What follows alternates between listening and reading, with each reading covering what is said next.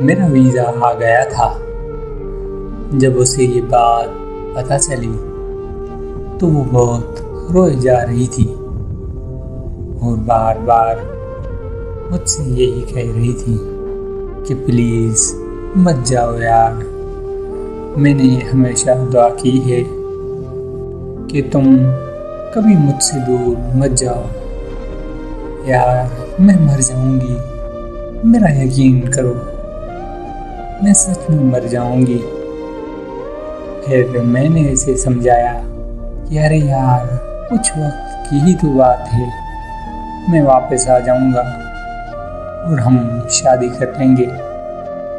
वो मुसलसल रोई जा रही थी और इसकी आंखों में आंसू रुकने का नाम ही नहीं ले रहे थे। और फिर इसने मुझसे एक और सवाल किया कि तुम मुझे वहां जाकर भूल तो नहीं जाओगे। मैंने इसके सर पर हाथ रखा और इसकी कसम खाई कि मैं जिंदगी की आखिरी सांस तक तुम्हारा रहूंगा। मेरा ये वादा है तुमसे। वो मुझे छोड़ने एयरपोर्ट तक साथ आई थी।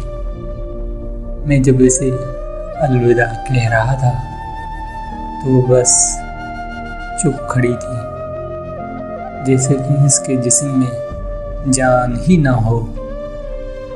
मेरा इसे देख के हौसला मुकम्मल तौर पर टूट रहा था, लेकिन मुझे जाना था।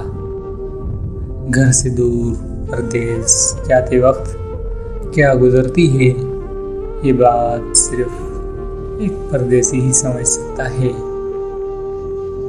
मैं जहाज तक पहुंचते पहुंचते मुकम्मल तौर पर टूट चुका था और मुझे ये महसूस हो रहा था कि जैसे सब कुछ पीछे छूट गया। और जब इसने अपनी पसंद की शादी किसी और से कर ली तो अब उसकी वो बात मुझे बड़ी याद आती है कि बाहर जाकर भूल तो नहीं जाओगे।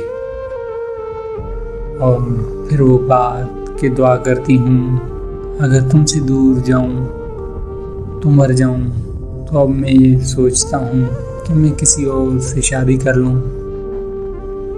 और फिर इसकी दी हुई कसम याद आती है, मैं जिंदगी की आखिरी सांस तक तुम्हारा रहूँगा।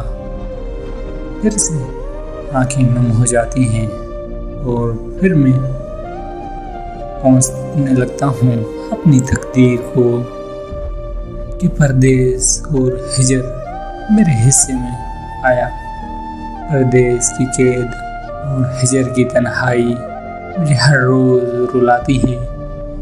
मेरी कैद तन्हाई अब हर रोज मुझसे ये कहती है कि मैंने तुम्हारी जान देनी है। और फिर एक दिन मैंने ये बात मान लेनी है।